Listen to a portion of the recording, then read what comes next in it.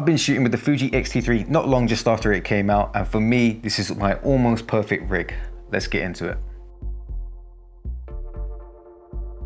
With every mirrorless camera, when we're shooting cinematography, we have to start off with a cage because that's how we build the components for our camera. Now, this is the Smallrig cage and it has various mounts on it. So you've got 1/4 inch 20 threads, you've got cold shoe mounts, you've got ARRI connecting pins. And for me, it's been a really solid start to getting the XT3 to turn it into a mini cinema camera. Now, one of the things that I really love about it is that it's got a built-in rail mount. The NATO rail mount, sorry, at the bottom here. And that just allows me to quickly clamp on and clamp off, so I can just pull it off like that and then just quickly clamp it back on again. And that's something I didn't realize until later when I saw another person's video. They just mounted their Smallrig cage and I was like, how the hell did you do that? Next up is the handles. Now I've got two different types of handles on here. You may not notice it at first, but notice that the connections are different. On the right side here, I've got the normal 1/4 inch 20 threads. And on the left side here, it actually connects via the ARRI connecting pin mount, which stops it from twisting. Not that this has ever twisted, but I wanted that extra security over that side. And I wanted to test that mount out as well. Full disclosure, this mount here, the ARRI mount, when I've connected it in and I tightened it, I don't know what happened, but I sort of like just tightened it a little bit too much. And it's sort of just like, I felt a push. So it just went, and I haven't been able to take it off ever since. I've tried like putting in wrenches and hammering it off and it just didn't happen. So these handles are aluminium. The good thing about them is that you can actually unscrew them from the sides and you can have the connection here going either left or right. So it's not specifically a right handle and that's not specifically a left handle, which in the past with Smallrig handles was a problem because you had to buy a specific side for each one. This is the reason, one of the reasons why I got this is because I could then be modular with it and decide if I wanted to change it around, I could, and if I wanted to have the left side or the right side, or if I had extra parts, you know, in future, you never know what you might want. So that was one of the key aspects for me. And also it's got a nice matte black finish as well. So that I really liked. On both of the handles, they've got cold shoe mounts and then 3/4 inch 20 threads. And it's been really handy for me. I've been able to mount my mics, as you can see, and I've put LEDs on there. And yeah, without them, you know, my rig would not be complete. And it's how I like to shoot. I like to have it held in my hands, just like so I can see what I'm doing. I can move it around, and yeah, it's nice. And it's, when I say it's lightweight, it's not lightweight in that it's too light. It's light enough so that I can carry it all day without getting heavy, although it does sometimes, but it feels perfectly balanced centrally in the middle. And I like this style of shooting. So next up is the HDMI clamp. I cannot stress to you how important this is for your rig. The HDMI clamp, especially for the Fuji XT3, which has the micro HDMI, saves you money. And I'll tell you how. I've broken about 8 of these cables so far, and if each one runs about £10, we're running up to about £80, almost to £100 here. That's over $100. It's crazy. I want full-size HDMI, but I can't get it with this camera. It's almost the perfect camera, which is a shame really. But this HDMI clamp, since I've got it, I have not broken a single cable, and it's been a godsend. It's kept it still, it's kept it protected, I haven't knocked it anymore, and it's just, for me, it's the #1 essential purchase for your rig. Next up, I'm going to be talking about the monitor mount itself. So this little piece here, this is the Nitze monitor mount, and I wanted to just talk about it very carefully because when I was looking through the monitor mounts, there was a couple of things that I wanted. #1, I didn't want it to twist. And by that, I mean, like when I mounted up the monitor, I didn't want the monitor then just be kind of like flailing around. And when I just knock it like this, it sort of just falls off the thread mount and all that. I want it to be secure. Now, the good thing about the Ninja V is that it's got ARRI connecting pins at the bottom. So that's 2 pins. And then in the middle, I believe it's a 1/4 inch 20 thread. So it allows it to connect and not move. So that was the first part. That was really, really important. The second part when I was looking for a mount was, I wanted, when I was shot with the Red Gemini, and I really love the way that Red has their monitors on their cameras. It's just a standard, you know, connection. It goes through, connects with the camera. Obviously we can't do that with these cameras, but I wanted something to replicate the experience of having the monitor just there and doing whatever I wanted with it. Can I flip it down this way? Can I twist it around, etc., etc. And I wanted it, so it had to have like a 360 capability. So with this monitor mount, obviously bearing in mind you've got the HDMI clamp there, I can flip it all the way around. So if I'm doing YouTube videos such as this one, I can flip it all the way around there if I wanted to. And I've tightened this really much, but I can like flip it down like that so I can see, and I can bring it back up again. And that for me was a really important part of the experience. And if I couldn't get a monitor mount that could do that, then I just wasn't going to bother buying one, because there's no point of me having just a monitor that's secure and not being able to view it at different angles in the way that I want to, flip it around so I can quickly even show the client, like I used it on the other day when I was shooting. I just quickly flipped it around and say, guys, this is what you look like. Are you happy? They were like, yeah, wonderful. So it really brings speed, and it really brings something different to the game. And not to mention as well, it's got two little Allen key slots, so you can tighten and then adjust whether you want it to be sort of extra tight or if you want it to be loose. So if you know that you're going to be like on a really rough ride and you need that to be sturdy, you can tighten them right up and it won't move at all. Like, trust me, I've tried, I've shaken it around and it's solid. If you need to quickly adjust it around like I do here, you can just flip it around. You can make that a little bit loose. So really you can adjust the tension how you want it to go. And honestly, it hasn't once come off or anything like that. It's just been perfect. Occasionally it does start to loosen up, as you'd expect. You keep using it, it's not like a all-in-one tension like the Red has, but that's not a problem. You just tighten it up a little bit, and you should always carry tools with you anyway to adjust your rig. Next up is the monitor mount by Nitze. Full disclosure, they did send me it for a review, so here it is. When I first got it, I was like, well, I don't really need a monitor mount. But then when I started using it and I put it together, I realized now that this is an essential part of the build-up. And I'm not just saying this because they sent it to me for free. There might be other brands that also have monitor mounts for the Ninja V. Go and check them out. But for me, this has got really solid parts on it that really help me feel like my rig is secure, like my parts are secure.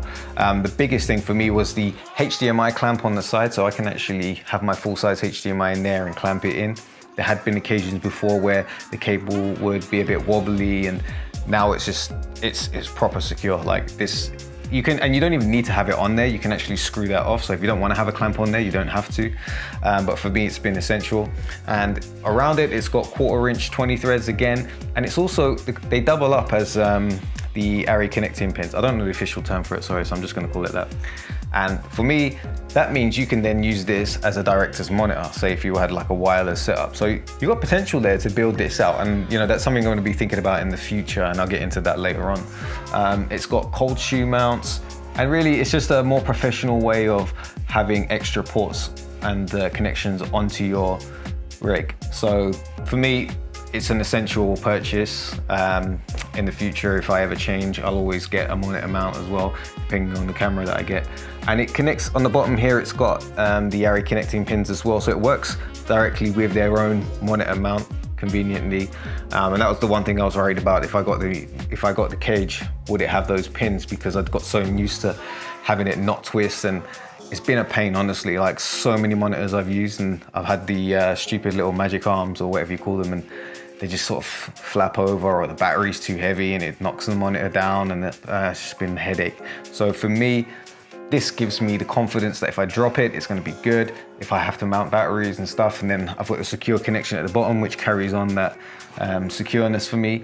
And yeah, overall, I think that it's a good piece of kit, and definitely well worth rigging out your kit for. And yeah, like I said, I'm not specifically saying to get this brand, but for me, this has been a really good monitor mount, and I love all the additional connections on top, so I can have like wireless receivers and stuff, and LEDs even, you know, and it's allowed that extra slot availability, because obviously I've had so much of it taken up by the accessories that I've got on here. Next up, I want to talk about the power bank mount. Now, this is from Smallrig, and it just allows me to get my power bank bring it out and then just connect it like that. Obviously I wouldn't have it that far out, but just to show you guys. Now it's quite a solid little mount, and it springs out as well, and that spring is very, very, very tight. So you feel confident that it's not gonna like fall out or anything. And for me, that solves one of the problems of the annoying battery life of the Fuji X-T3. Okay, so that was all the parts for the X-T3 Cage. Now I want to go and talk about the actual accessories that I use personally with my rig. So first up is the monitor, the Ninja V. Bit of controversy. So when it first sort of came out and then everyone tried to connect to the X-T3, there was a lot of complaints that the exposure levels were all over the place. It wasn't taking in the full data range and stuff, and then it took a long time for Atomos to actually come out with an update, and that allowed you to then enable an option called legalize, which would give you the full luminosity range. I'm gonna just say that for me, I don't like the image that comes out of the Ninja when I'm recording externally from the Fuji. I'm not saying there is a difference. I don't know if there's a difference. I've gone through all the settings, I've enabled legalize and everything like that. I just feel like there's a slight difference in there, and it takes away the magic that the Fuji sensor gives me. So if it's a client job, I would use it definitely, because obviously you got ProRes and it's easier to just edit and shoot with. If it's a personal cinematic project, unless I needed to have that ProRes, I would just shoot internally in the camera and make proxies and edit that way. It's just, I don't want to miss that magic that the color gives me. And I feel like, I don't know what the Ninja's doing, and I could be wrong, like I said, but I feel like that's what it's doing. I use the Ninja personally for a couple of things. Number one, the zoom function, so I can zoom in, check my focus, and then zoom back out again. I wish it had a double tap. It doesn't. I don't know if they've changed that in an update, but as far as I know, that hasn't been implemented, and that's incredibly annoying.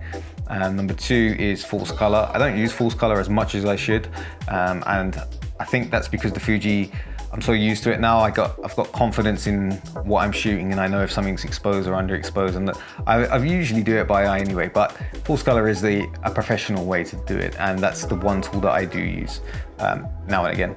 And the third tool is the LUT selection. So I start making my own LUTs now, and I can import them into the Ninja V, and when I'm recording an F-log, I'm able then to see my image, what I've created, and I can see it in real life. And that helps me to actually build up my LUTs as well. You know, is certain areas of the image too dark, too bright, does the colors go funny?